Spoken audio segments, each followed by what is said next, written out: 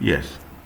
This is regarding what? This is regarding how we are going to identify, how you are going to measure, is it? How you are going to measure expenses. In the Yes. previous case, we have covered very bit little bit about the revenue. Okay, that's all. Yes. Whatever we have covered revenue, that is the comprehensive one of the revenue. That is beyond that, nothing is there. Okay. In the expenses also, you have very clear instructions has been given. Is it right? What it says that first we have to think, understand what is the learning outcome. Again, the same thing. Describe the general principles of expense recognition, specific expense recognition applications, and what are the implications with respect to what? In respect to financial analysis. See, when we are saying that expenses are there, in the similar way, we are preparing the financial statements for two different years. Always there will be a comparison. Is it? Always there will be a comparison. Is it? Once we are saying we are having a comparison, what will happen? We should not shift. We should not move the expenses of one year to another year. Otherwise, what will happen if we are moving the expenses from one year to another year? Assume at the what is the correct practice and what is the wrong practice. Okay, correct practice is that expenses are 1,000 for the year 21 and 1,200 for the year 2023. Sorry, this is 2021. This is 2022.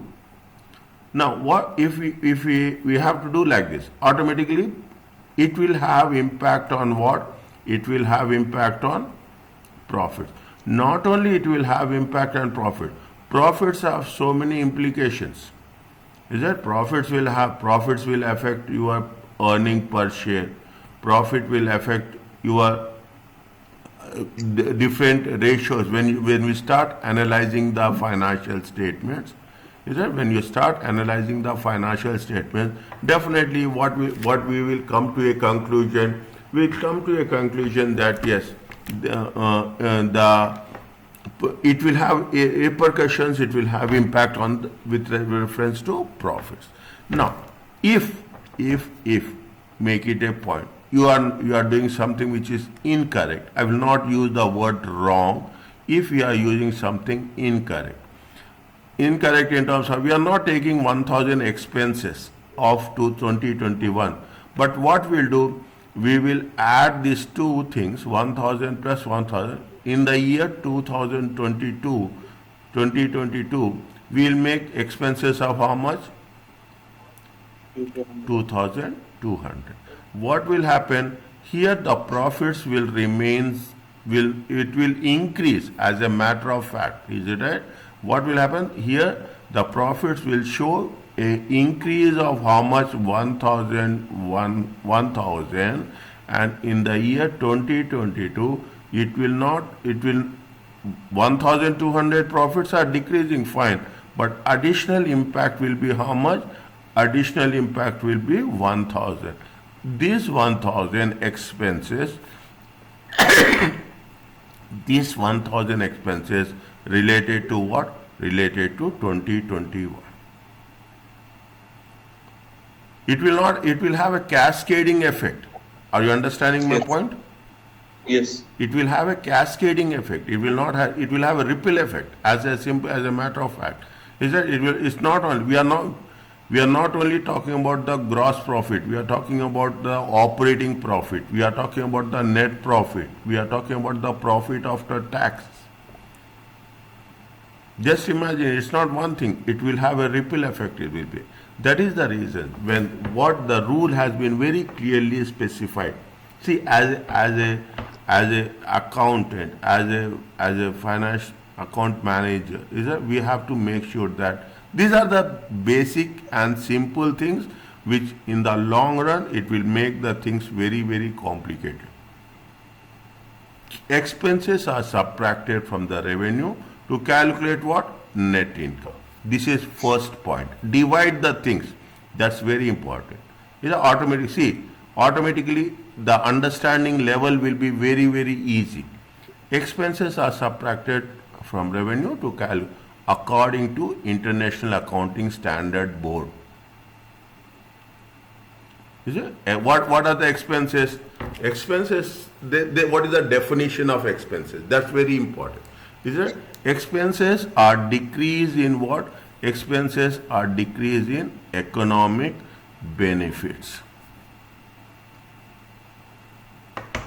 Yeah, expenses are, see, what will happen if there is expenses, automatically, if you are having expenses, keep it in mind. If you are having expenses, people will say that expenses are they will give a general definition. No, expenses will decrease what? Expenses will decrease profits after taxes. Okay? Expenses will decrease what? If there are expenses are there, your profits will decrease. Automatically what will happen? It will have impact on your equity also. Because in the equity we add what? We add profits during the year. Even what will happen? The shareholders fund will be marginally less. If you incur less profits, or if you incur if you earn less profits or you incur losses, what will happen? It will have impact on shareholders fund. That is why it is very sensitive with respect to expenses. What it says, it is expenses are decrease in economic benefit during the accounting period in the form of outflows or depletion of assets. They are using the words very carefully. Okay, they are using the words very carefully. First thing, what will happen during the period, in the form of what? I will put numbers, is that? In the form of outflows. In the form of outflows. I mean, definitely what will happen, your expenses are increasing, your cash outflows will increase.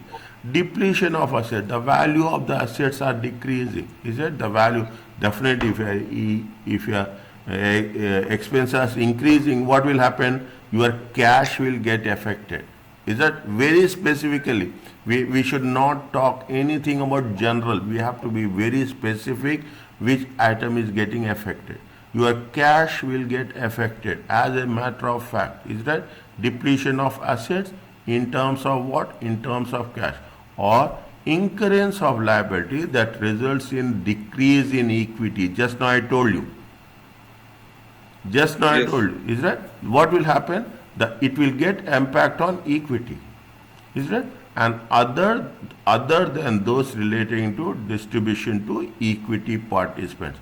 What will happen? Not only that, is that your if a profits are decreasing, your dividends will also decrease. That is the reason when we make it a point how the expenses should be treated. See, income have a very limited revenue, limited scope. Revenue is a very limit. I'm not saying that revenue is not important.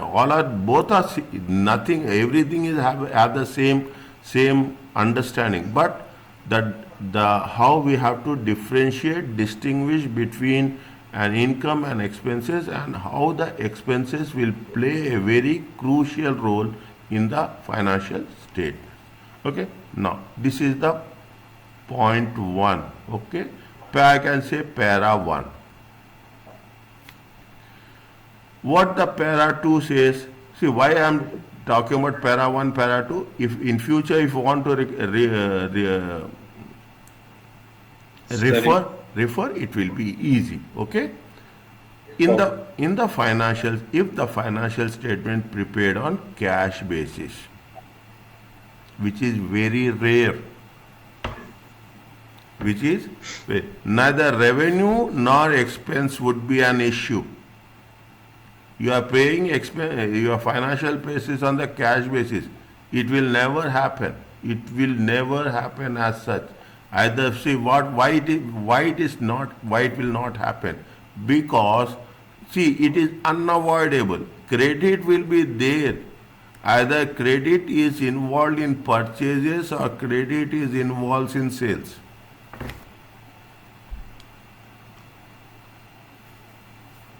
Is it? Credit is involved in as a purchases or credit is involved in sales.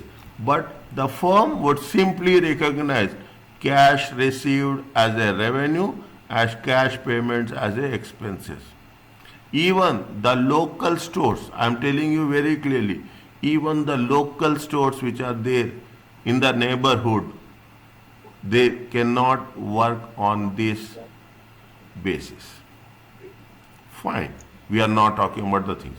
What is the alternative? What happens whenever there is a credit?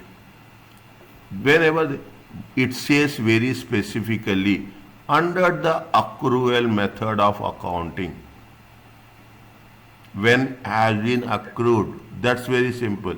In the accrual method of accounting, when the credit purchases or the sales,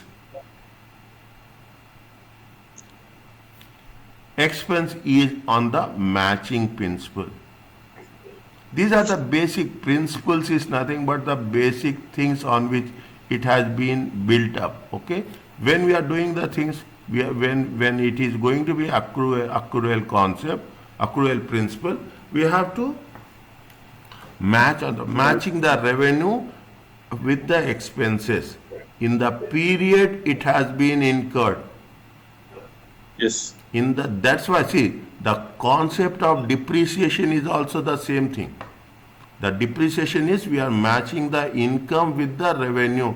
If we are generating, keep it in mind, if we are using the assets, if we are using the assets from 1/1/2022 to 31/12/2022, if you are using the assets and you are generating the revenue, you have to match the revenue with the expenses, and one of the component of expenses is depreciation.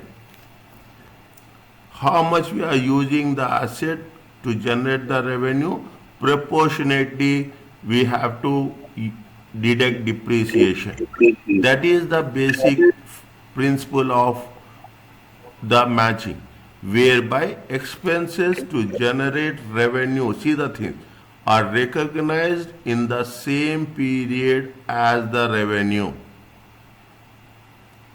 Most importantly, again, divide the things. Inventory provides a good example.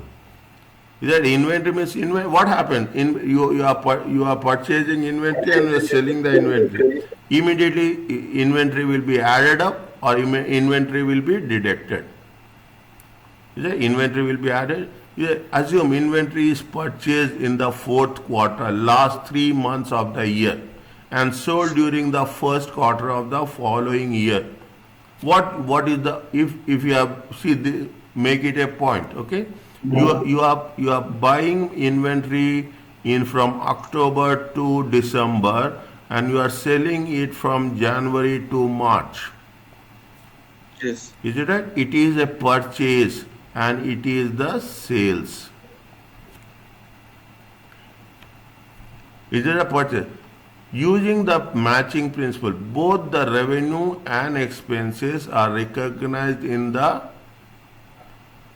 first quarter when the inventory is sold. Not, see, you are purchasing here, is it right? You are purchasing here, but when you are selling, it is in the month of January, is it right? When you sell in the month of, when it has been sold, revenue has to be recognized. And when you have sold, definitely expenses should also be recognized, because when there is a sales, what will happen? Two things will happen. When the sales is there, the inventory will decrease and the sales will increase. As simple as that. We cannot say you have kept the things on the shelf. Okay, you have kept the things on the shelf. You have purchased it, fine. But what will happen? Again, we'll go how we have to value the inventory, how the repercussions are there. We will go in the next few slides, okay? Next few pages. What happens? You kept things on the shelf, but when you will recognize it as an expense or when you recognize as a revenue, when it has been sold, till it is not sold, you have the inventory. The value of the inventory will not get affected. Are you clear about this? Yes. Is it? That's what it is. Not the in which it has been purchased. Very, very important point. What it says, para 4. Is it? Para 4. Slowly and steadily, they are just giving you they are just going in detail. Not all expenses can tie to revenue. These costs are not known as period cost.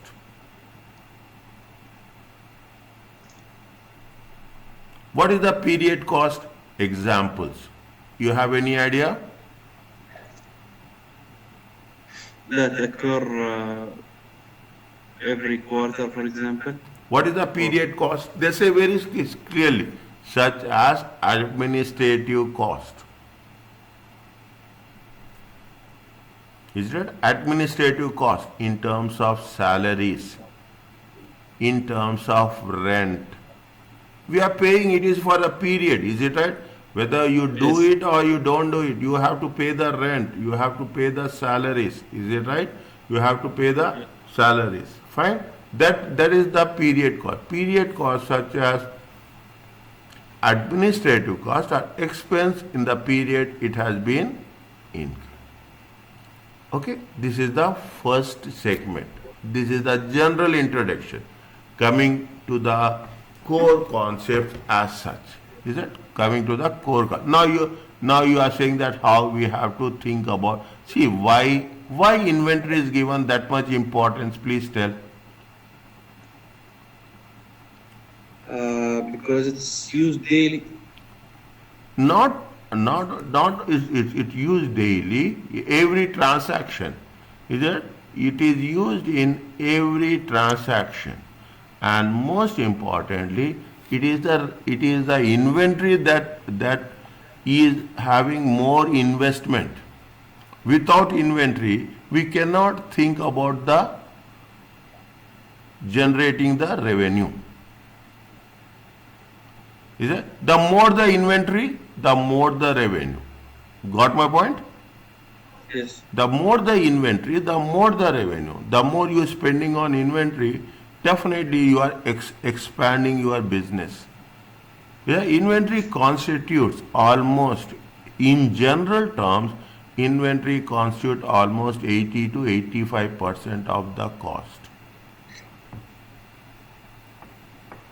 If a firm can identify exactly which items are sold and which items remains inventory, it can use specific identification method. For example, an auto dealer records each vehicle sold or in inventory its identification number.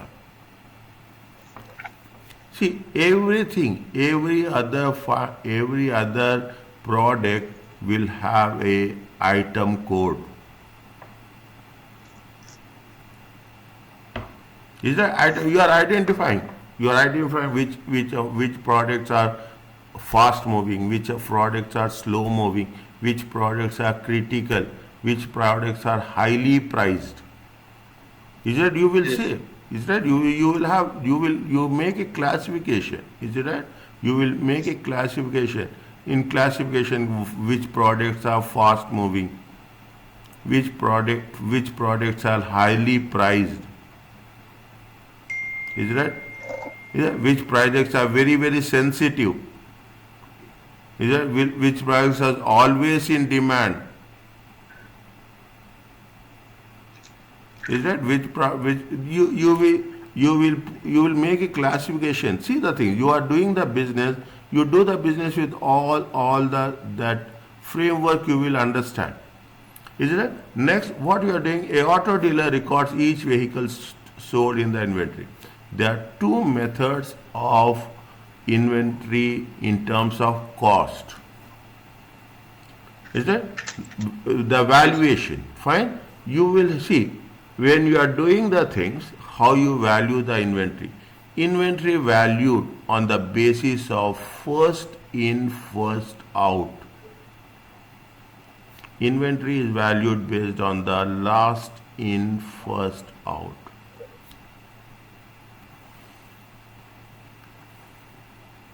Apart from that, there is another method called as weighted average cost.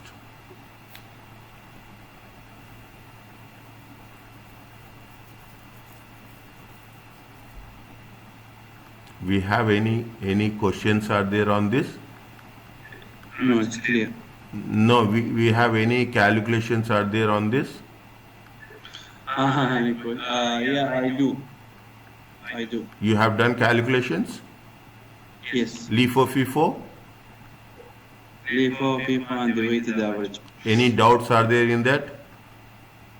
No, mainly they are clear. Okay, that's a very simple one. Okay, they are very Yes. simple. But there's not that much more complication is there. Fine. Now, Yes. now what it says in simple words. Again, some way they will ask. They will never ask you a direct question. Keep it in mind. They will never ask you a direct question. Always they will twist the scenario and they will ask you. Okay, so that's very important. Is that just I'm putting one star mark here. Just I will go through it. Okay, the first under FIFO method, the first item purchased assumed to be purchased is assumed to be the first item sold. The first item which we are purchasing will be the first item which is going to be sold. The cost of inventory, definitely what will happen? See, always, see, always, everywhere, is it right? Always, there is some element of inflation.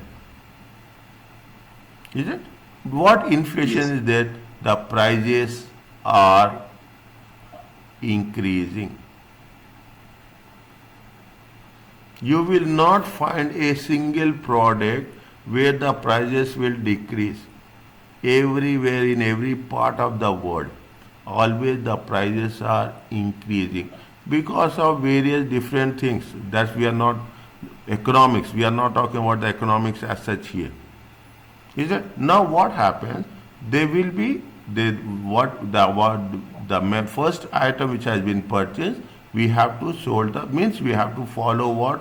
We have to follow the sequence from top to bottom. The cost of inventory acquired in first, beginning inventory and early purchase is used to calculate cost of goods sold. See the thing. Another factor. The cost will increase. In the same way, what will happen? The sales also will increase proportionately. Now the concept is very see. Now the things are very transparent as such. What happens because of automation, because of technology, because of coming up with different ideas of reducing the cost, is that we are making it a point that we are selling it online. Automatically, what is the advantage of online? The cost will be comparatively less. Is that we are not talking about anything which we don't want to have any period cost. Is that we don't have any period cost. We will only have the product cost. Yes. Is that we don't have a period cost. We will have only a product cost. That's the basic thing. That what we'll see. We'll make it a point. Customers are very cost sensitive. People who are selling the products will also be cost sensitive. Is it? What it says, used to calculate cost of goods sold for the period. The cost of most recent purchases is used to calculate the ending recent purchases, last purchases. Okay, last purchases calculate the ending. FIFO is appropriate for inventory. that have a limited shelf life. I will give very clear example. The example is what? The example is milk.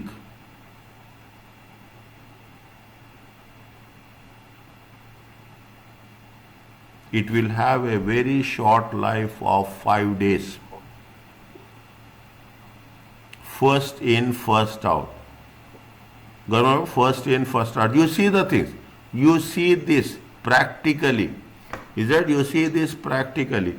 You will have, today is what? Today is the 4th of August. Is it right? 4th of Yes. August. Is that you go to the shelf, you go to the shelf in any supermarket, what will happen? You will have products of 3rd August. You may have product of 2nd August. The person who is purchasing, they will look for the date of today only.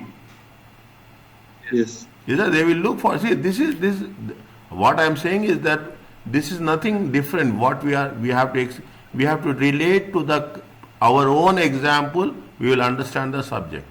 What we'll do, they are very, see, we are smart, they are also smart. What they will do, they will put they will rearrange every day. You cannot imagine. They rearrange, they push forward the date of second first. After second, they will put the third. After third, they will put the fourth. Their intention is to sell the product which is having the older date. And our intention is we want to buy the product which is of a recent date. Yes. See, this is the same thing. For example, food products. Company will sell the oldest inventory first to keep the inventory on hand fresh.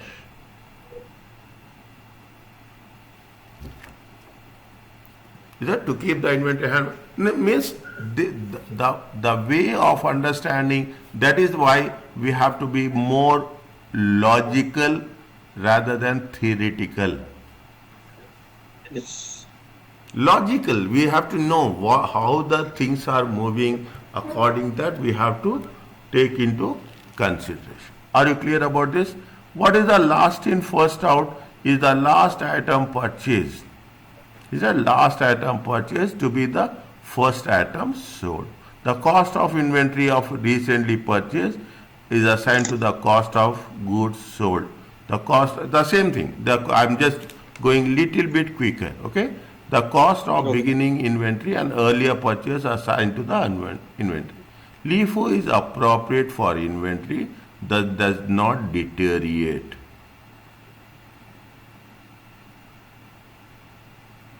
LIFO is appropriate for inventory that does not deteriorate with age. Last in, first out.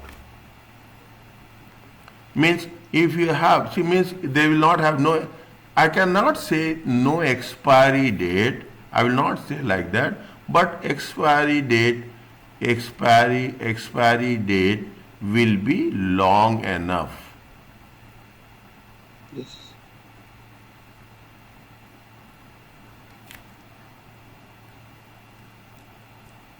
Expiry date will be long enough. In this product, see, now you have to understand. They will ask you a question like this.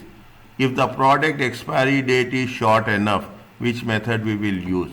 If the product expiry date is long enough, which product we will use? Which method we will use? Okay? If the expiry date is long enough, we use LIFO. If the expiry date is short enough, we will use FIFO. People. Is it right? Just write down your notes when I am explaining. Okay, you write down. I will write as much as possible, but you should. For example, you have a coal distributor. We sell coal of the top of the pile. In the United States, US, LIFO is popular because of income tax benefits.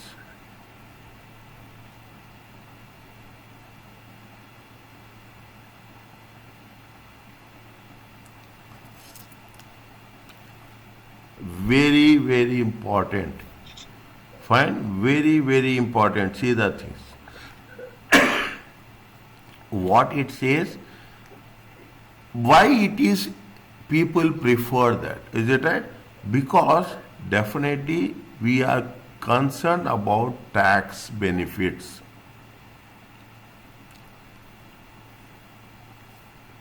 Last in, first out. Okay, last in, first out.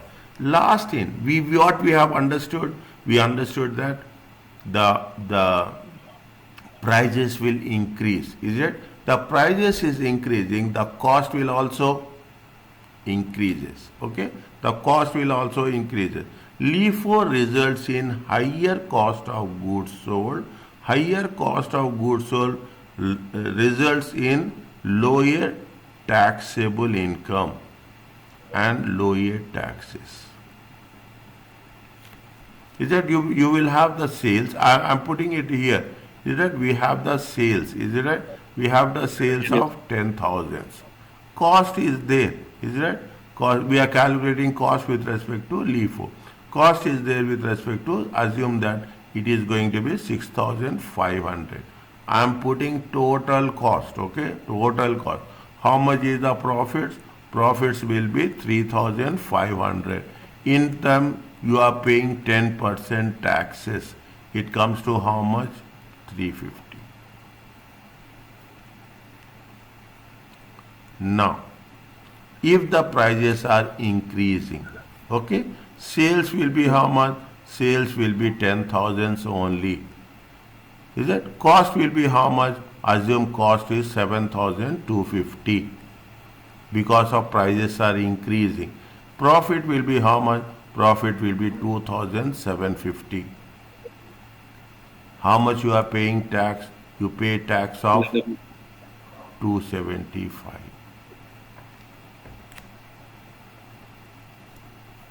US economy, not only US economy, wherever it is applicable, people are concerned about taxes, isn't it? People see as a accountant, at any level, at the senior most level or at the junior most level, we are concerned about how best we can save taxes.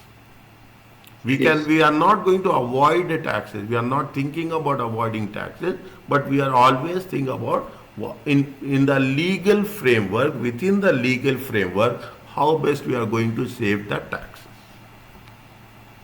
Yes. Is it? This is one of the conditions of the LIFO. Okay? Means LIFO is used where there is expiry date is long enough. LIFO is used where people are concerned about, sensitive about the taxes. Whereas the third one, weighted average cost. Method makes no assumptions about the physical flow of inventory. There is nothing like we are talking about how the physical flow is happening. It is popular. It is popular because it is a ease of use. Yes. There's nothing is there. You don't say that yes, weighted average. See, weighted average fine. Yeah? The cost per unit is calculated by dividing the cost of available goods with total units available. Whatever the average cost is there, it will be determined both the cost of goods as well as the ending inventory value. It is little bit moderate. Okay, it is little bit moderate. Means neither it will be so easy with respect like FIFO, nor it will be so complicated as LIFO. Okay, it says that average cost results sold inventory values between what? Between LIFO and FIFO. Again, whenever I put star marks, when you are doing the questions, keep it in mind. Automatically, these star marks will be on this basis. You can read the question, refer the indications, you can match the requirements. FIFO and average cost are permitted under both US GAAP and IFRS. Is it what they say? They say LIFO is popular, okay? LIFO is popular in US. LIFO is allowed under US GAAP but is prohibited under IFRS. Small points makes a big difference. Is that this is the difference between US GAAP and IFRS.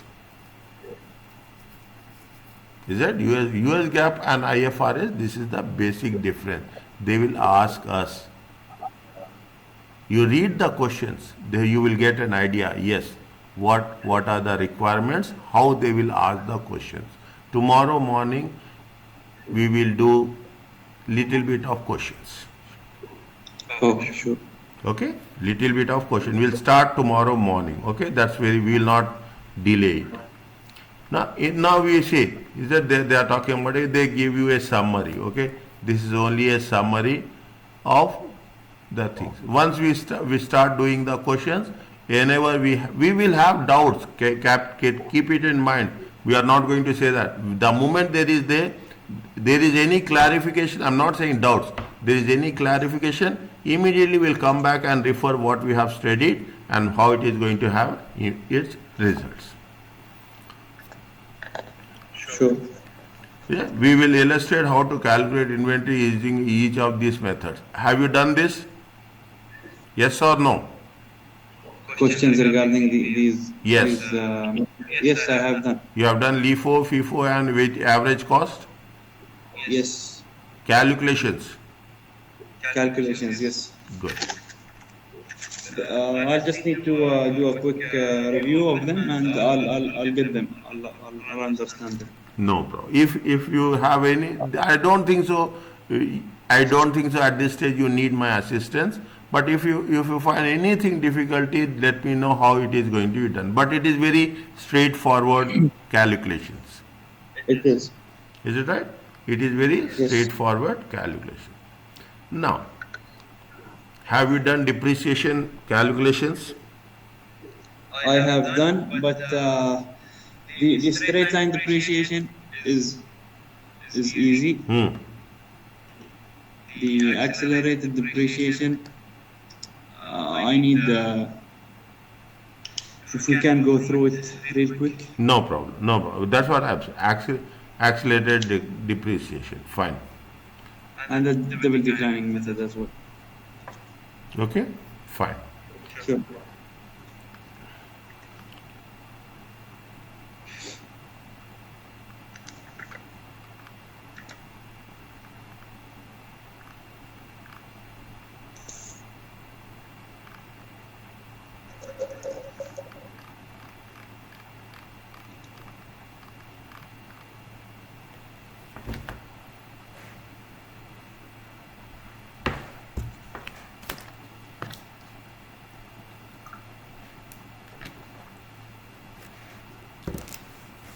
When we do the things, is it see, what are the characteristics of an asset?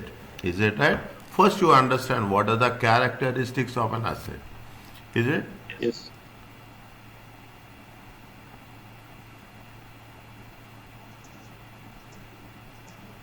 I am telling you this. For level 1, CFA level 1, CFA level 2, CFA level 3. CFA level 3 is more application oriented. CFA level 2 is in between theoretical and your applications. Okay. CFA level 1 is basically focused on the fundamentals. Yes. Fundamentals has to be very strong. It will take a lot of time to understand the things. Okay. Theoretical you have to be very, very strong when you are doing the level 1. What is the characteristics of an asset? Characteristics of an asset that there should be a cost and there should be a life. We'll say residual value, that is optional. Okay, you have the residual value or you have the scrap value, that is an option. We are not concerned about that as on this point of time. Is that how we are doing? This is basically a matching concept. You will have, see, and asset will have, every asset will have a different features. Is that different features are there? Some assets, see, you take the aircraft, okay? You take the aircraft for an example. They say that most of the time aircraft will be leased, okay? You see the thing. If it is a new aircraft, the lease value will be different. If it is an old aircraft, the lease value will be different. Risk will be there. There is no, we cannot say that risk can be zero. No, risk will be there. But here the risk is less, here the risk is more. Now they say that for 100,000 miles, they'll say that this much is the value. Okay, this is the what you have to pay lease rental. Now it says that the efficiency of the first mile, the efficiency of the last mile will be same. Is that will be same? You should know which type of method should be. You should have a very clear judgment. Your assumptions matters a lot. This gives you an indication. You have to justify. Understand what? The most important is you have to justify why you are doing this. Why we are taking this method, you have to justify. Is that you have to justify. That's very easy. The cost of long lived assets must be matched with the revenues. You are taking an asset. Is it? The assets is the, this is the reason. The first paragraph is very clear for very important for our understanding. The cost of a long-lived asset must be matched with the revenues, matching concept. Long-lived assets are expected to provide economic benefits. Economic benefits means it should lead to profits. It should contribute to profits beyond one accounting period. Okay, beyond one accounting period. See, my way of teaching is very clear. I divide the sentence everywhere. You should know, yes, because every sentence will have a different result. It says that the allocation of the cost over the life is known as depreciation. It applies only and only to tangible assets. There are three things, okay? The first one is depreciation. Depreciation to whom? Depreciation for tangible assets. You have a depletion. We have oil reserves. Is it there? Is it? Yes. You have oil reserves. In oil industry, what we'll do? We use depletion.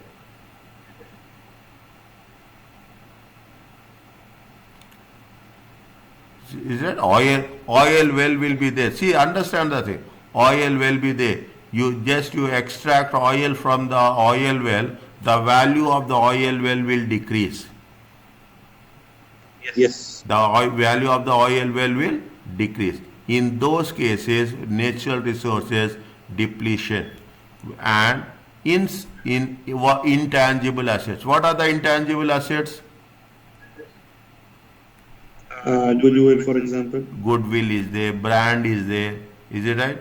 You have trademarks is there, copyrights will be there, is it? All these things. In intangible assets, what we are using? We are using amortization. Another, there is a catch is there here. Okay, there is some catch is there. If you have a limited life,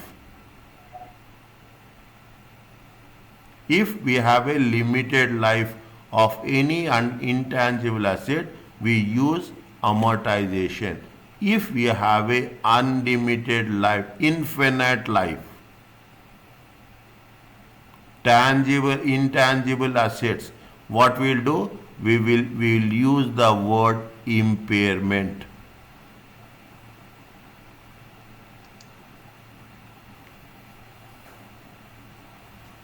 Is that we use the word impairment. Again, there are standards are there. Okay. Again, there is a standards are there. Intangible. If you take tangible assets, IAS 16.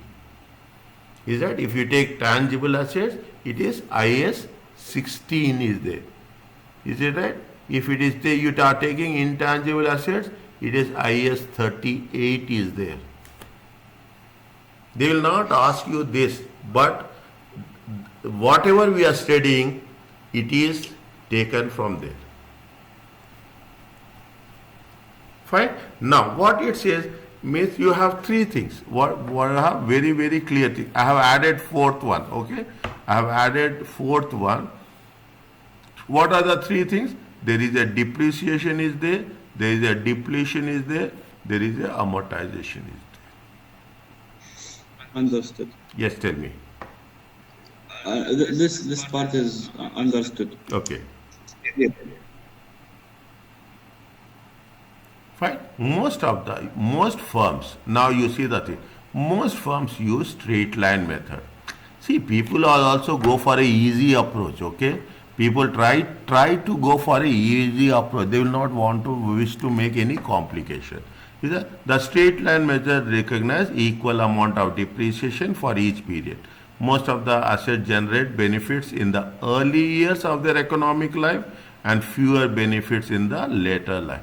New car efficiency is more. Older car efficiency will be less. New car less repairs. Older car more maintenance and repairs.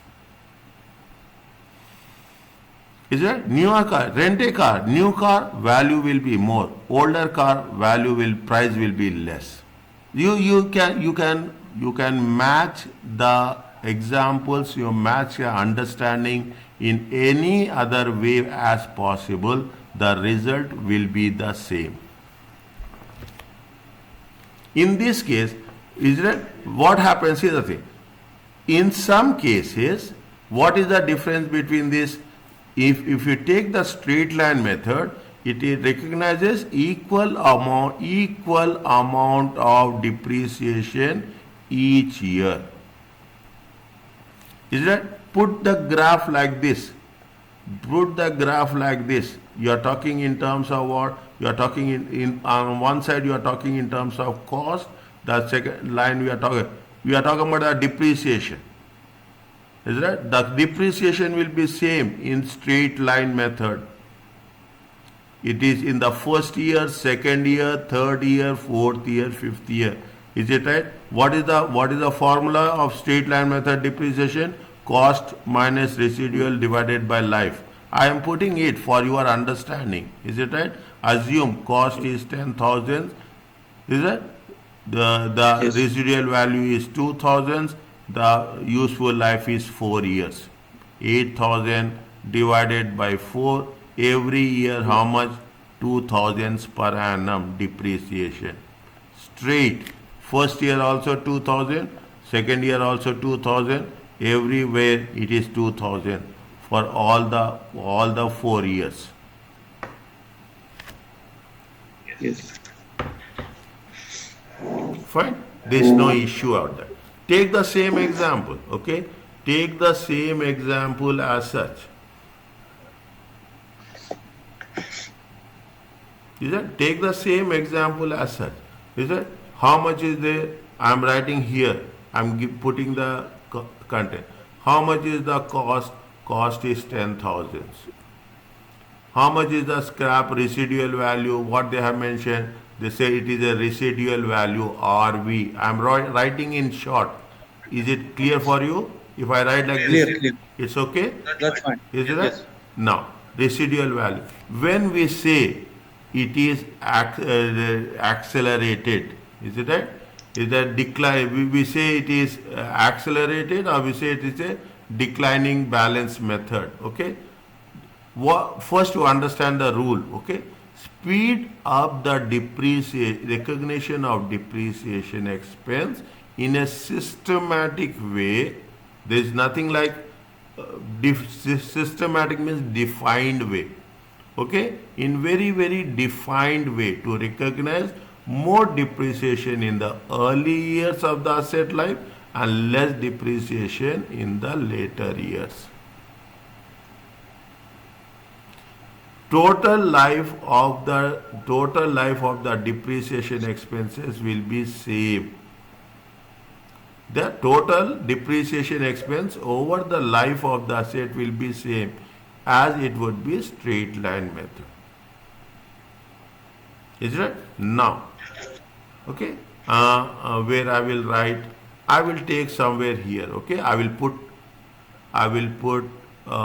as an arrow to this.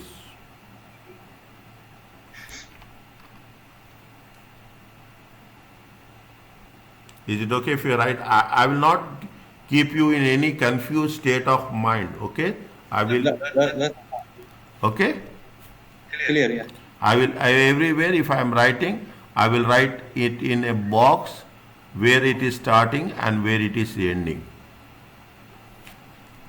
Is it? You have the cost. How much is the cost? 10,000. For time being, don't worry about the residual value. Okay, you have the life. Is it right? What is the life? Life is going to be 5 years. In accelerated method,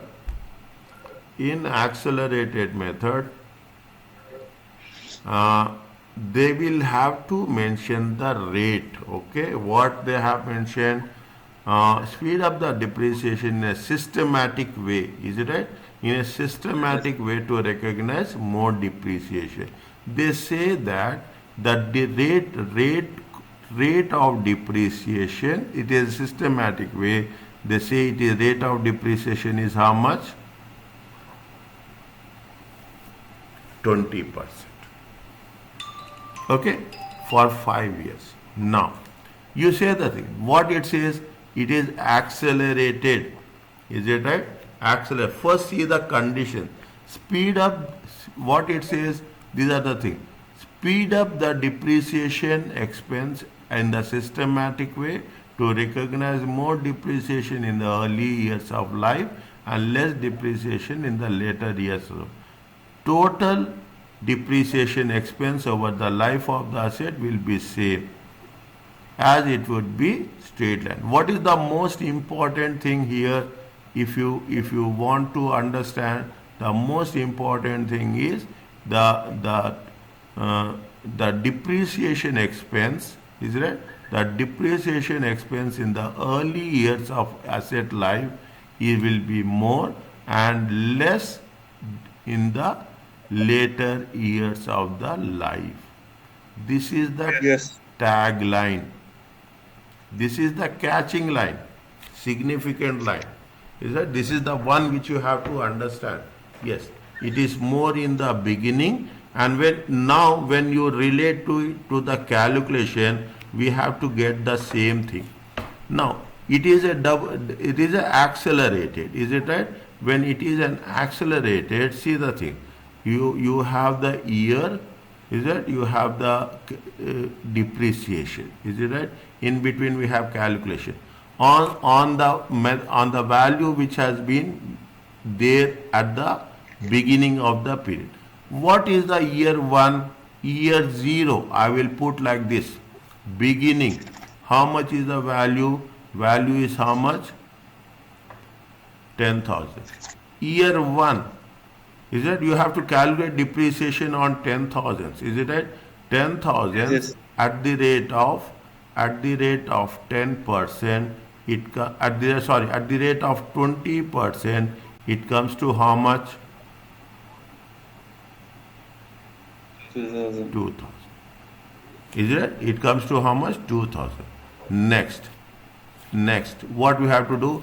We have to take into consideration year 2. Is it right? We have to take into consideration year 2. Where is I will change the color. Okay, year 2. Okay. Year 2. What is the value on year 2? 10,000s minus minus 2,000s, it comes to how much? 8,000s. times by 0.2, right? Pardon? Times by 0.2. Times 0.2. Is it? 8,000s times 20%, it comes to how much? And 600. Put the line. It's very easy, okay? But only thing is year 3. 8,000s minus 16. You have decreased, the value has been decreased. Is it right? It comes to how much? 6,400. 6,400 times 20%. How much it will come?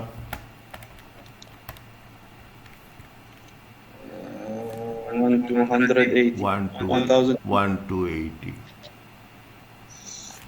Year 3, year 4. Is it right? Year 4. Are you clear about this? Yes. 6,400. I will complete this, okay? I will complete this. How much is there? 5,120, right? 5,120. 5,120 times 20%. 1,024. 1,024.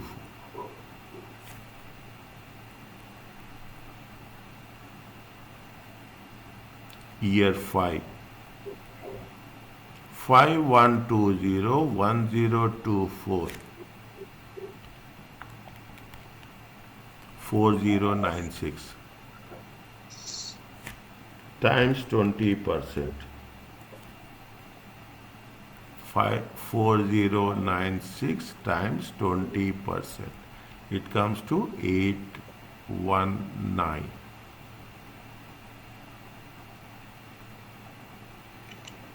If we take 2,000s, if we take 2,000, 1,600 plus 1,280 plus 1,024 plus 819, how much you will get?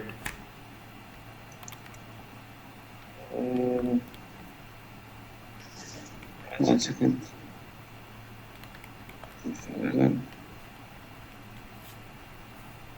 It comes to 6, 7, 9, 2. 6, 7,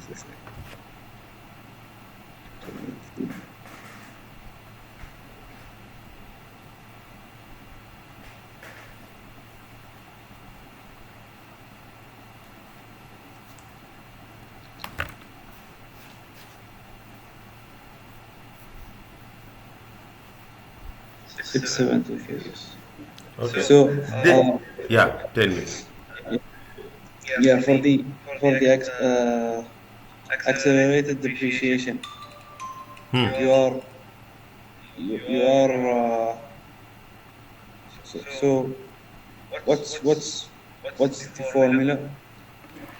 Is there a formula or it's just straightforward? No need for No. it. See, what is the formula? Is it? This is the accelerated depreciation. The formula is whatever the return down value. Okay. Accelerated depreciation is otherwise called as declining balance method. Okay, so we can. Is it right? See, Yes. we are searching here. Is it right? We are searching here. Is it accelerate? What is the see declining constant rate of depreciation? What is the constant rate of depreciation? We have applied how much? 20%. 20% to the asset declining book value each year.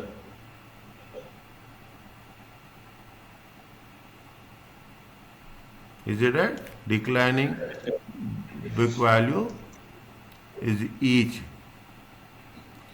See, you put one line here.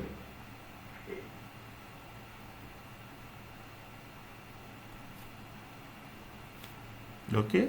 You put one line here. Otherwise, what will happen? We will have a confusion. This is related to what?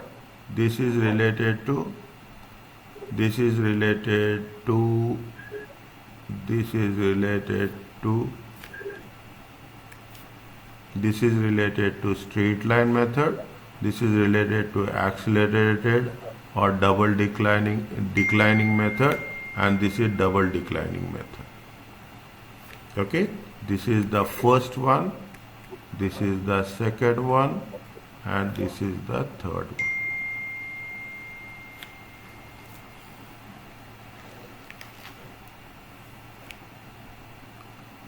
Are you clear about this?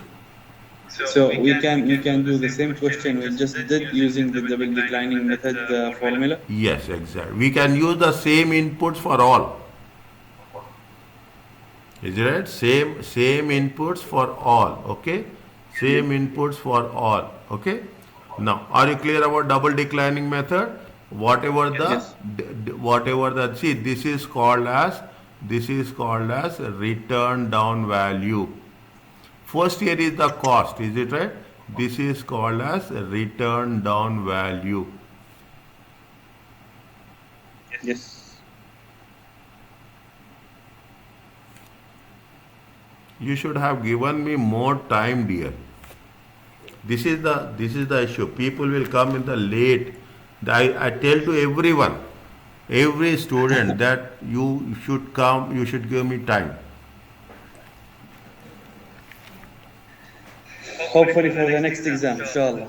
Okay, this is the return down value. Okay, okay. Now, are you clear? Conceptual wise, you have to be very clear. Okay, because when you are answering the questions in the examination, logic thinking is very important. How it is going to be worked in a very logical way as such. Okay. Now, double declining method. That concept is very simple. As simple as that. Okay. The concept is very simple. The most common double declining method is double declining balance, which applies 2 times the straight line rate to the depth. If the asset is 10 years live, the straight line method is 10%.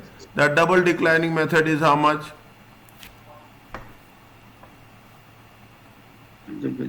Double declining is you multiply this, okay?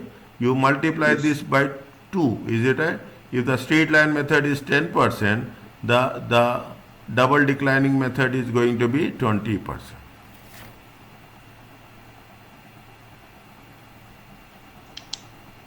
Okay? Means you have to multiply. What happens? Is it, see the thing. Double declining does not explicitly use asset usual residual value in calculation, but depreciation ends once the estimated residual value has been reached.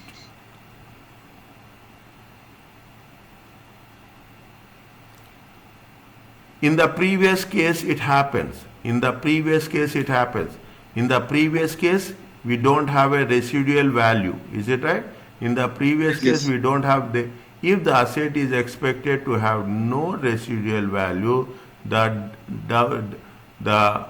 declining balance method will never fully depreciate. How much we have depreciated? We have depreciated around how much?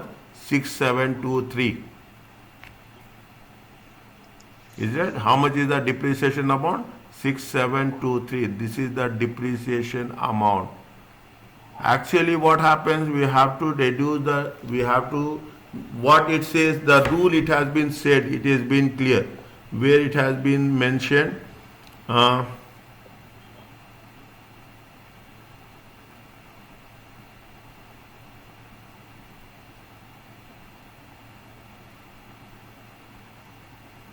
The straight line depreciation results in higher expenses and low one.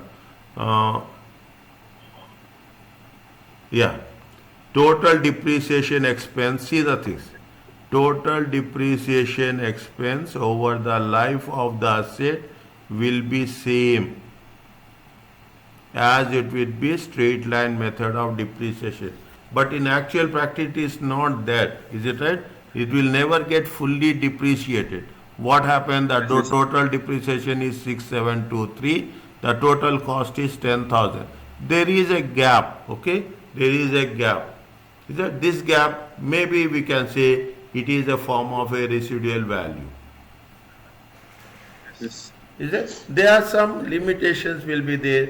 There are some uh, uh, things which really means your assumption should be precisely perfect. Then only we can arrive at this. Okay. Now what the double declining says? Double declining says that 2 divided by useful life, cost minus accumulated depreciation. Is it right? I am putting the things here. Cost is how much? Cost is 10,000. Life is how much? Life is 5 years. Is it? Rate is how much? See, usually they will give you rate. We never calculate rate as such. Okay? They will give rate of depreciation. If you take the things, rate of depreciation 10 divided by 5, it comes to how much? 5 divided by 10. 1 minute.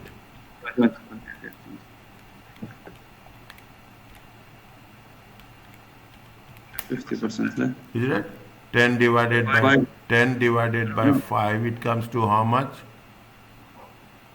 Into 100. 20%. Okay. Just I am doing this. Okay. 10 divided by 5. No. Okay. Just I tried. Okay. They will give depreciation. Is it? Rate of depreciation is how much? Rate of depreciation is 20%. You have to multiply into 2. That's all. Double declining method. Okay. Double declining method. Now what happens? Year 1. Have you done this before? I have. Are you clear about the things? It's better if we can review it Ah, quickly. tell me what is there in your mind. Okay. Don't have a second thought. Okay. Sure. Don't have a second thought. Year 0. This is what? This is the double DDB, double declining balance method. Okay. Double declining balance method. Oh.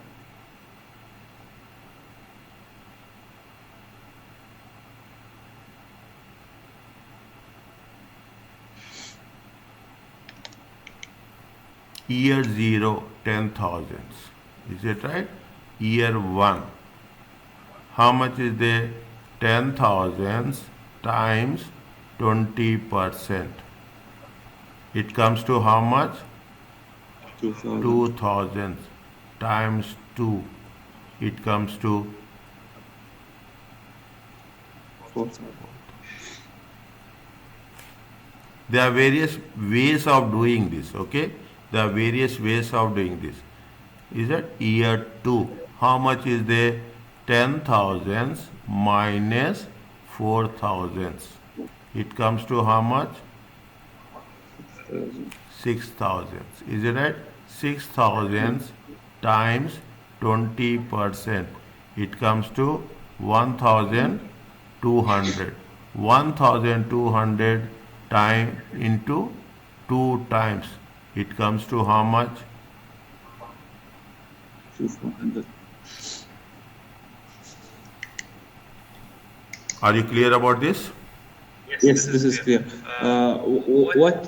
What if you use the formula given, which is 2 over the useful life times by cost Okay, minus 2 over the, see, cost minus accumulated depreciation. Is that this is what we are doing, the same thing we are doing. Cost is how much? 10,000. Is it right? Accumulated depreciation is how much? First year it is how much? 4,000. Okay? This is first year. It comes to how much? It comes to 6,000. Okay? Okay. Okay? Next year. Second, this is 10 minus 4, 6,000. Next year, how much is we are doing? 2 divided by useful life. 2 is how much? 2 divided by useful life is how much? 10. Is it right? 2, 2 divided 10. by 10. Is it 0.2? Okay. 2 divided by 10 is how much? 0.2. Now, 0.2, what is the cost? Cost is how much? Second year, how much we have calculated depreciation? 2,400. Is it right? Yes. 2,400. 10,000 accumulated depreciation is the I will write here accumulated depreciation means you are adding depreciation for year 1. Is it right? Depreciation of year 1, depreciation of year 2. Either you will add depreciation, accumulate, you are accumulating depreciation. Accumulated depreciation will be shown on the liability side. There are two ways of understanding the presentation of the depreciation. One method is you deduct the value of depreciation from the assets and show it as a net asset. The second way is you show it on the full value of the asset on the asset side, and on the liability side you show them as a accumulated depreciation. Is it? Now what will happen? See the thing. The first year is 6,000. Is that how much first year depreciation? First year depreciation is 4,000. Second year depreciation is how much? 2,000. This is accumulated depreciation. Okay. Are you clear about this? Yes. Now it all clicks. Is it right? Now what will the value? 10,000 minus 4,000 minus, it comes to 6,400. 6,400 means it comes to how much? 3,600. You do it in this way or you do it in this way. Both are same. Okay? Both are same. Fine. Are you clear about this? Yes. Are you clear about three methods? Straight line method. I am clear. Straight line method. The declining method or return down value method, and double declining method. Very simple. Don't make any more complication. Take whatever the depreciation you get in the declining method, multiply by 2 straight away. Okay. Is it right? This is the simplest way of doing. Sure. Okay? Are you clear about this? Clear. Next.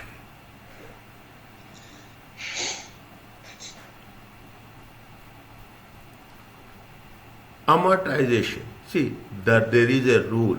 Maybe I don't know, but maybe this is the first thing which we have learned. What is amortization? See, amortization has some basic conditions when amortization should be used. Okay? When the amortization should be used.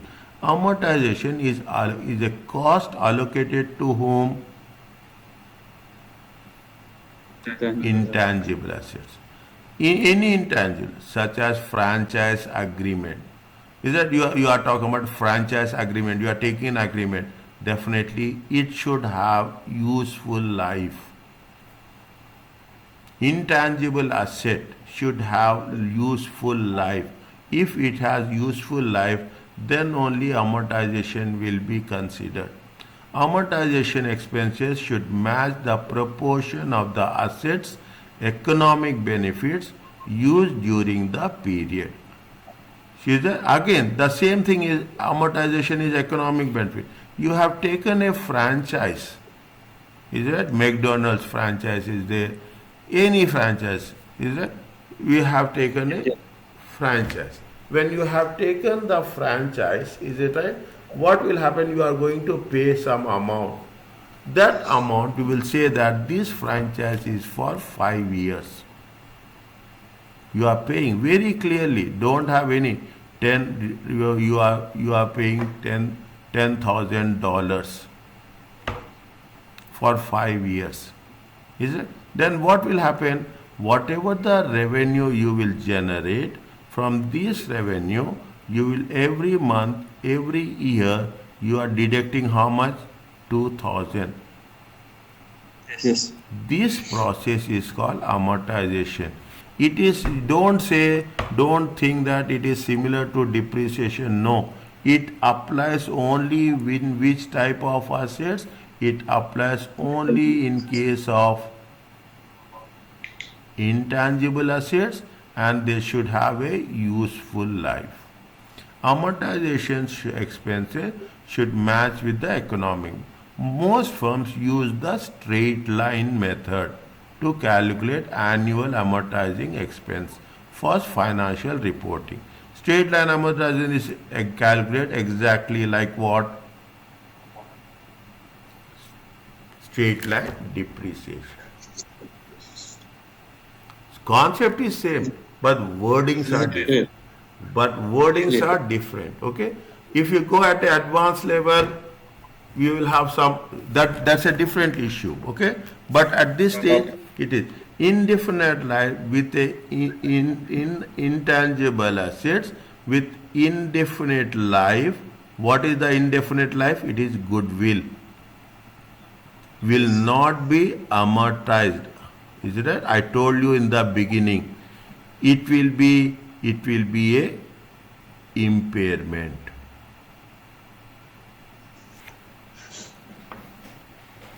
Impairment is reduced in value.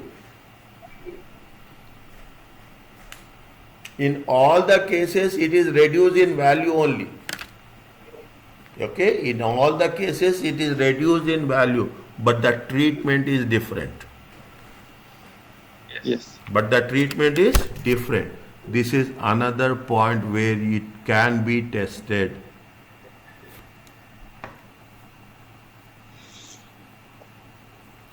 Nobody will say this, but I am saying this. Understand the concept. CFA is easy. Inshallah. Okay, understand the concept. CFA is nothing is difficult. I am the only person who will say like this. People say it's difficult. No, you have to understand how the thing. If the intangible assets have a useful life, I will ask you questions subsequently tomorrow and day after tomorrow. Inshallah. I will ask you what happened yesterday, what happened till now. I will ask what are the 5 steps of revenue also. Like that I will ask. You should tell immediately. Inshallah. Okay? See, that is what it says. Is that if intangible assets have the limited life, it is amortization. Write down somewhere. If the intangible assets has an infinite life, which intangible assets will have an infinite life? The only thing is you will have a goodwill. Okay. We don't know till when goodwill will survive. You do good performance, goodwill will be there. Tomorrow something happens to X company, immediately it will become bankrupt. The best performing company will become bankrupt in no time. Automatically goodwill will become zero. If there is a infinite life, then we use the concept of impairment. Amortization is used when, again I am repeating, amortization is used with a finite life. Impairment will use with respect to infinite life. If the asset is impaired, an expense equal to impairment is recognized on the income statement as a loss. Is it right? As an income statement, as a means definitely the value of the asset is decreasing. It will be recognized in the income statement. Okay? This is with respect to amortization, with respect to impairment. And where it applies to intangible assets.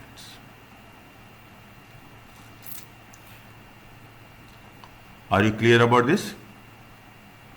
Yes. Bad debt expenses and warranty expenses recognition.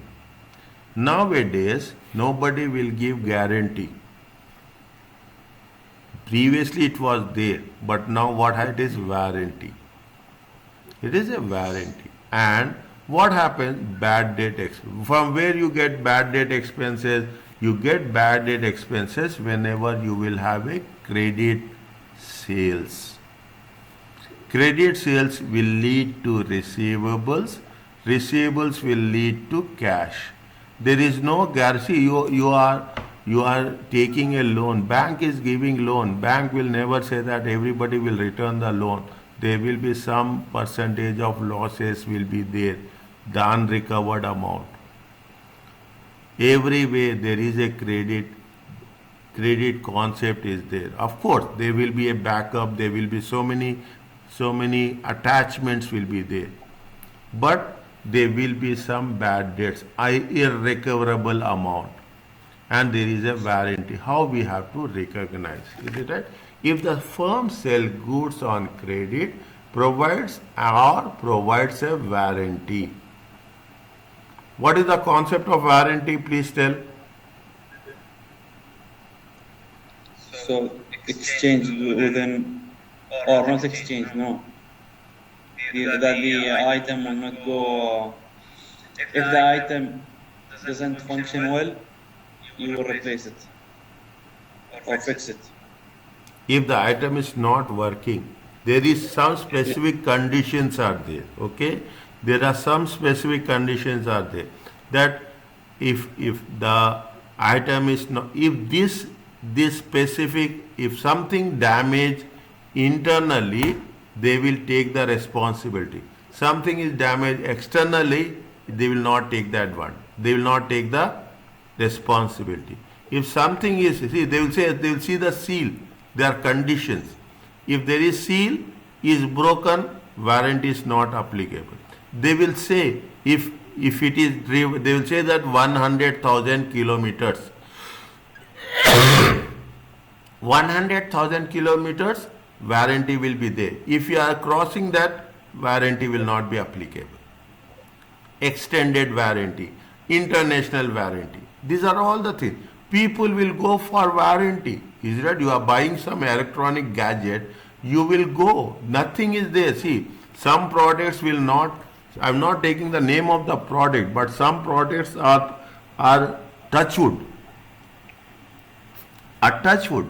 They will not have any zero defect.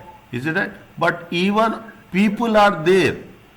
On those products only, they will take extended warranty.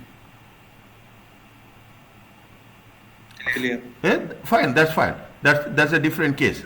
If the firm sells goods or services on credit or provides warranty, the matching principle requires that the firm estimate bad debts or warranty expenses. By doing so, recognizing the expense in the period of the sale rather than the later period. You have to recognize in when it has been happened. When they say that, see, by doing so, the firm is recognizing the expense in the period of sale rather than the later period. You are taken the warranty, okay, you are taken the warranty. What will happen? The sale happened on in 2023 in August. Is it in August? Now people are in dilemma where we have to take that into consideration, whether we should pay. You are taking 6 years warranty. When you take 6 years warranty, you are buying now, but the warranty you will claim somewhere at the end of year 5, after 5 years. Is that after 5 years? Then definitely whether it is applicable for the year 2023 or it will be applicable for 2028. Again, you have to give some basic assumption that how we are going to treat it. It is at the discretion of the analyst. It is the discretion of the person who is preparing the financial statement. This is why it says the matching principles require the firm to estimate bad debts expense or warranty expense. This is the matching principle rule. By doing so, what we are doing, we are going to identify at the period of sale, but not at a period of claim. Period of sale, but not period of claim. Means if doing so, what will see? Very simple. Sale happened in 2023. Yes. Sale happened in 20. The revenue is for 2023 only. The revenue is for 2023 only. The expenses will be for 2023 only. But Yes. you have to match the revenue with the expenses. But what will happen? Rather than, you should not match at a later period. Very clearly given, very clearly stated. If it is not done, what are the implications? I told you in one of the examples before. Where is that? In one of the examples before. Where is that, my dear? Here. Is it? I have given an example. In the beginning only I told you. Okay? In the beginning only I told you about this. If you are not matching from year to year, what will happen? See, it's not one thing that affected. It will have a cascading effect. It will have implications on profit. It will have implications on the dividends. It will have implications on retained earnings. It will have implications on ratios. Everything will be there. That is the reason. See, there will be, you cannot say it is 100% accurate. But the intention is, the concept is, you have to minimize the gap between the correct and incorrect.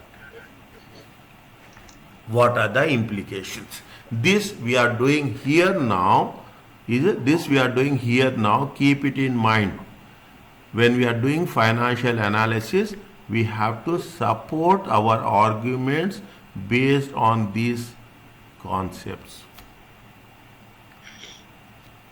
Based on these concepts? Practically, here it will give you, if you have to understand, there we have to implement.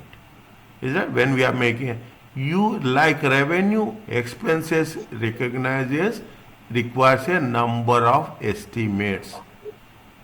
Since estimates are involved, we are estimating expenses. It is possible that there will be either there will be a delay, or they will accelerate the expenses. Yes. People are there, very people. See, when you are talking about the purchases, when you are talking about the purchases will leads to what? Purchases will leads to payables. You are saying 0 days, 30 days, 60 days. You will say maximum 90 days. If there is 90 days, no discount. If there is 90 days, no discount. If 0 days, you will get 5% discount, 2% discount, 1% discount. I'm just taking a figure for your understanding. Okay? Now you are here. Okay. Delayed expenses recognition increases current net income. Delayed expenses. Delayed expenses? I will write here. Same example? Okay? You are having expenses of how much? You are having expenses of 1,000. You are having expenses of 1,200. This is 2021. This is 2022. You are not recognizing expenses of 1,000. What you will do? You will recognize the expenses. You will recognize the expenses in year 2022. Means 1,200 plus 1,000. Relate this to this one. Delayed expenses increase what? Current net income and is therefore more aggressive.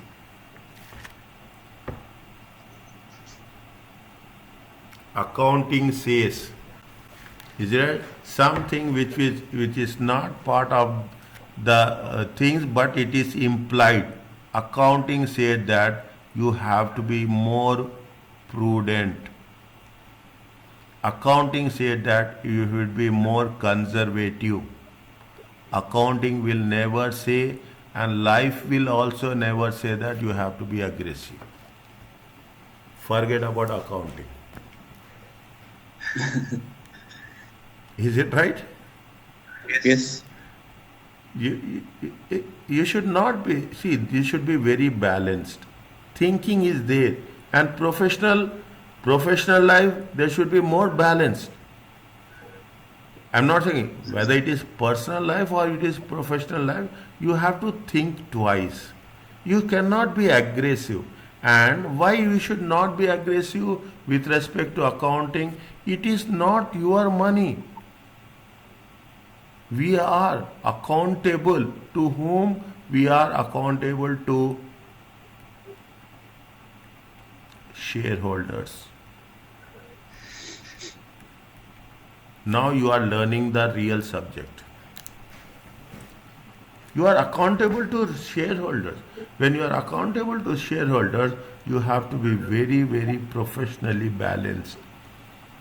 What is right, you have to take right. What is wrong, you should ignore it. And you have to say that this is wrong, this is not applicable. Analyst must consider the underlying reasons for change in expense estimate. Why there is a change? If the firm bad debt expenses have recently decreased, did the firm lower its expense estimate? Instantly you cannot do. You analyze it. We are talking from analytical point of view. Is it right? Yes. Is it right? What I told you, there should be a consistency, there should be comparison. Is it? I told again and again, okay? Again and again. I said that there should be consistency and there should be a comparison. You make a point that you make it a point that bad debts will be 5% every year. Every year 5%, nothing will happen. Every year 2%, nothing will happen. You have the policy, accounting policy. IS 1 talks about accounting policies.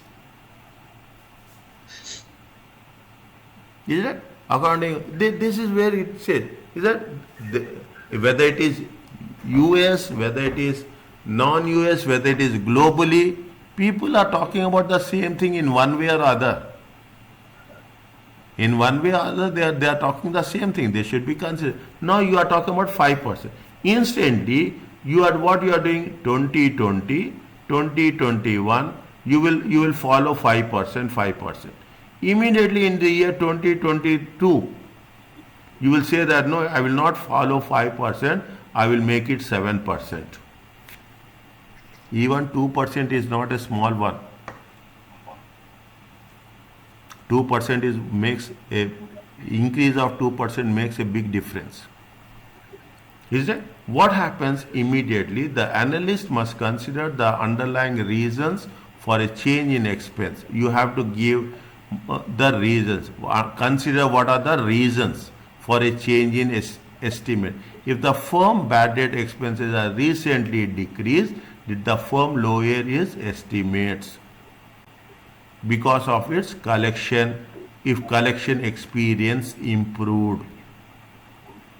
If you are saying that yes, bad debts is going to be if bad debts are increasing, means the defaults are increasing. If bad debts are 5%, 5% and 3%, it means what? it means that the collection experience has been improved. There is less defaults. Or was the expense decrease to manipulate? See, the expense decrease, they will not hold words. They will say very clearly. They will not keep students in doubt. They will say that maybe it has been decreased. See, you are reducing the provision. Is it right? You are reducing the provision. What will have estimates? What will happen? See, I will write here. You are reducing the estimates. Is it right? What will happen? What are the implications? Immediately, this is separate one. Is it right? What will happen? The profits will increase. Okay. When you are doing analysis, you have to put this. They will ask in the multiple choice questions. Same thing they will ask. Is the same thing. You match the questions with the theory, whatever we are in making interpretations here, the same will be reflected in questions. Inshallah. Analysts should also compare estimates for those of other firms. Automatically what you will do, you also have to you are comparing your estimates with the estimates of whom? With estimates of the competitors. What competitors are doing and what you are doing. What competitors, see, if you take banks, how much is the provisions banks are doing? Banks say that there is a provision of losses of 2%. Means in the market 2% of the amount will not be recovered. You have to compare what other banks are doing. If you are in investment, what other investment companies are doing. Always you will check where other investment companies are making investments. You always keep a close watch on the competitors, movements, decisions, judgments. Yes. Is it? Always you keep a close watch with the firm's industry. If the firm's warranty expense is significantly less than the peer firm, the lower warranty expense is a result of higher quality products. Take example, is it right? Take an example. You are talking about companies are there, Samsung is there, Apple is there. You talk about Benz, you talk about Mercedes. See, Mercedes, Benz, Porsche, the luxurious cars, they come with so many testing mechanisms. They pass through various different tests before the product is released in the market. You see a simple example of an iPhone. I'm not discriminating. I'm not saying X, Y, Z is good. I'm saying if I don't say, you will not understand. I say that yes, iPhone is touch wood. Unless until you physically damage it, it will get damaged. Otherwise, what will happen? It will perform as much as possible. Very simple. Till what they are doing, it will be replaced, or they will not come up with that battery cable, or they will not come up with the updated versions. They say that for the models of 2014, 15, we don't have any versions. Then only we have to replace that. Otherwise, if you have the versions are updated on the Apple, the product will be touchwood forever. That is where it matters. Is it? You have to think about the competitors. Always you have to think what others people are doing, how they are estimating. We are not talking about warranty, we are not talking about expenses, we are not talking about the bad debts. We are saying that what you have to keep a close watch on what the competitors are doing. That's very important. This is one of the critical point in financial analysis. Firms disclose their accounting policies and significant estimates in the financial statement footnotes and in the management discussion and analysis MD and A. Yes. Is it MD and A? Are you clear about this? Yes. Is it? This is the first section. What we have done in first section, very slowly revise it in detail. The first section we have done in a very simplest way. We are talking about three different things. Understand point? You are talking first, Yeah. you are talking in terms of the matching principle and period cost. Then we say what is the LIFO, FIFO and weighted average cost. Is it right? The third one is we are talking in terms of depreciation. Is that? Third thing is we are talking in terms of depreciation. And the fourth thing we are talking about the depreciation, amortization and impairment. All three will Yes. go side by side. Okay, all three will go side by side. Depreciation, amortization and impairment. See, it looks very simple, but you have to have a very complete and detailed knowledge on that. The fourth one, we are talking in terms of bad debts and warranty.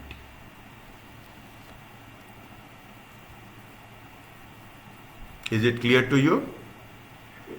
Yes. Is it okay? Now.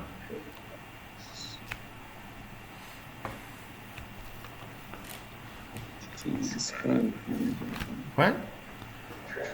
Fine. We will start this and we will stop and we will come back with the continuation. Okay?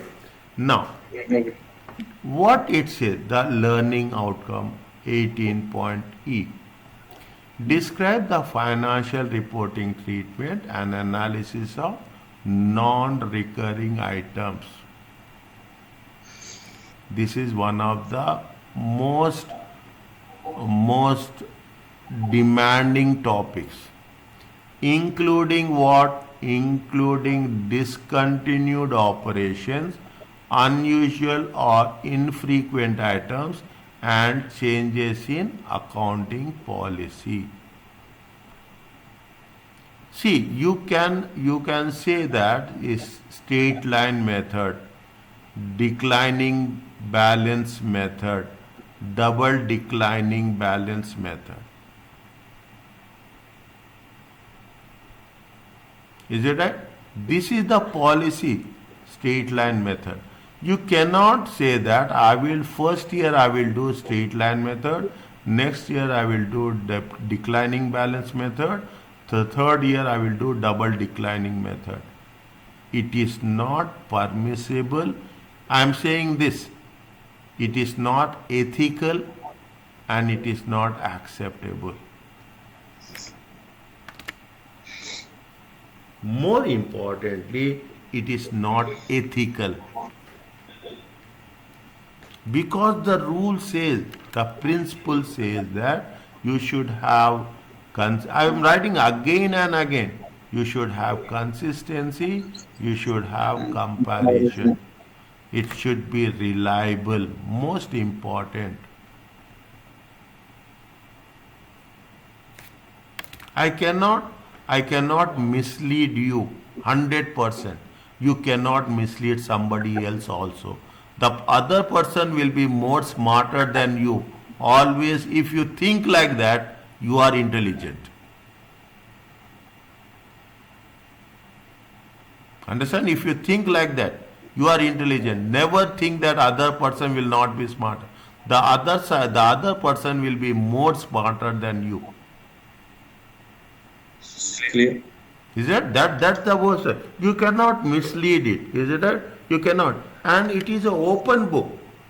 Financial reports is an open book. See, that is the reason why it is this course requires so much intensity.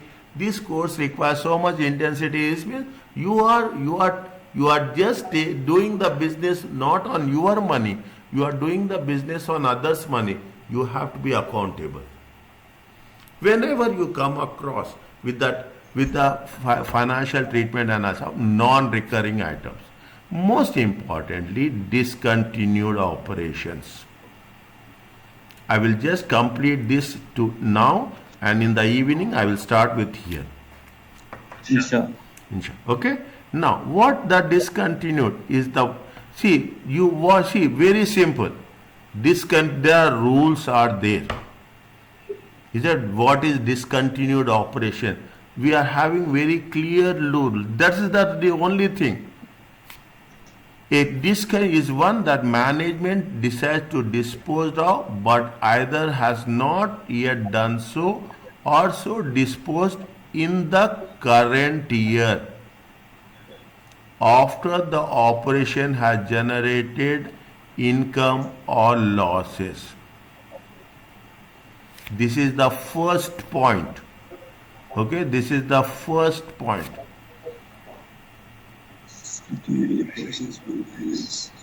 Remember this. I will not say memorize this, but I will say remember this. Is it? Remember this. Very, very, very small points. See, multiple choice questions. The options are the margin is very thin. I will tell you the techniques how you have to do multiple choice questions also. Inshallah. Okay, I will tell you the way that how you have to solve. Is it right? If the things are not clear, that I will tell you at a later stage. Is that what it says? The discontinued operation is one the management decide to dispose of, but either has not yet done so or has disposed of in the current year. When they say in the current year, in the next 12 months ending, is that by reporting date.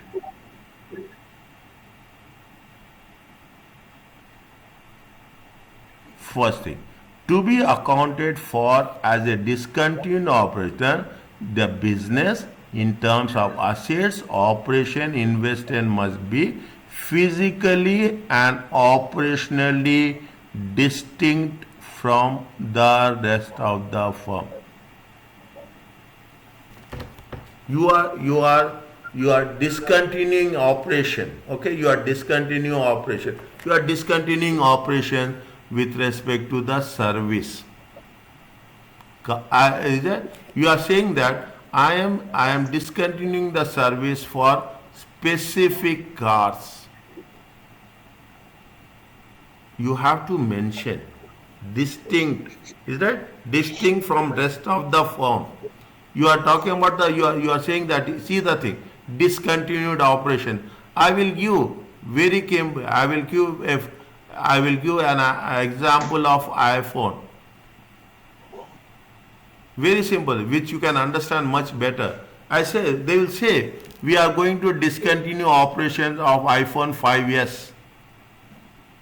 Once upon a time, the most popular, the most demand product, favorite product, iPhone 5s, 5C. Is that you have 5s, 5C, very compatible, very small, very attractive. They have to sell that we are discontinuing this product from the product line. Got my point? In the current period, they will mention that it will be discontinued after 31st December 2022. Done.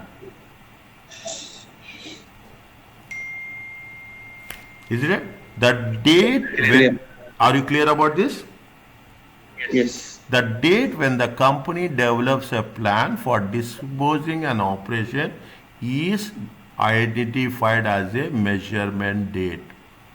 See, I will tell you the techniques also how to do. See, how to prepare for examination.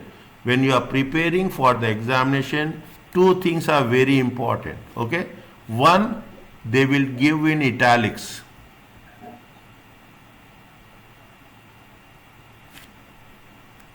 Are you clear about this? Yes. This is in italics, okay? This is italics.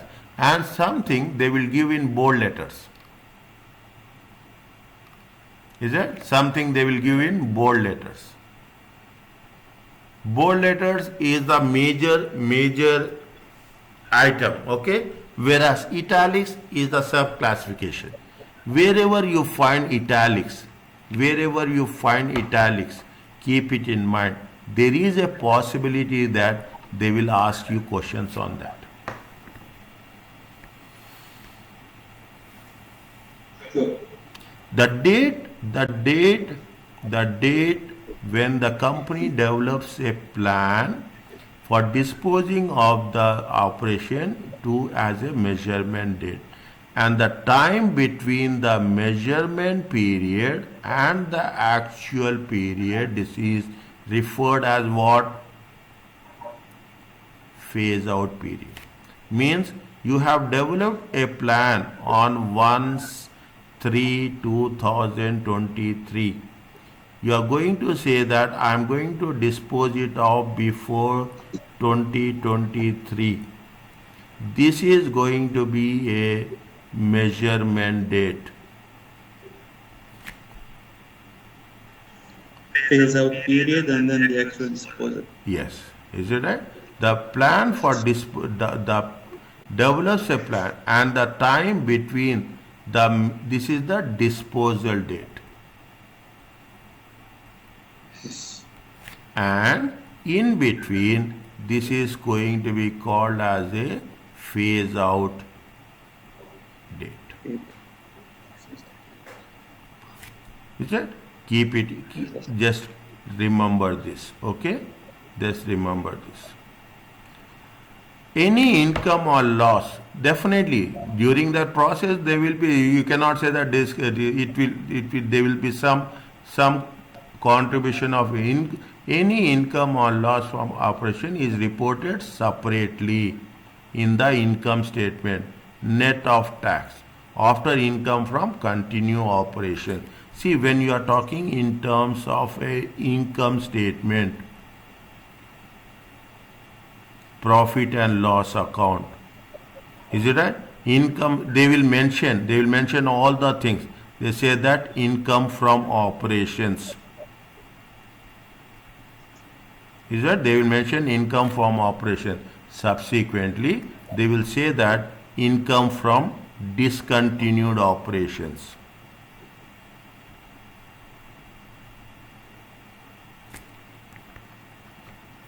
Is that income from? They will show separately. Is that?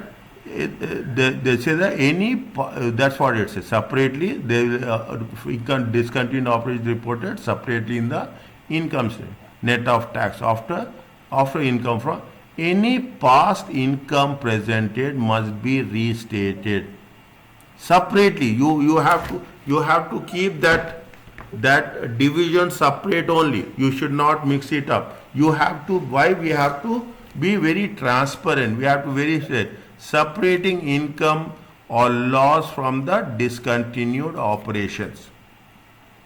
On the measurement date, on the date which has been planned, the company will accrue they will have some estimated loss during the phase out period. Is that this? See, the only thing is you have to be very clear about the measurement date, about the disposal date, about the phase out period.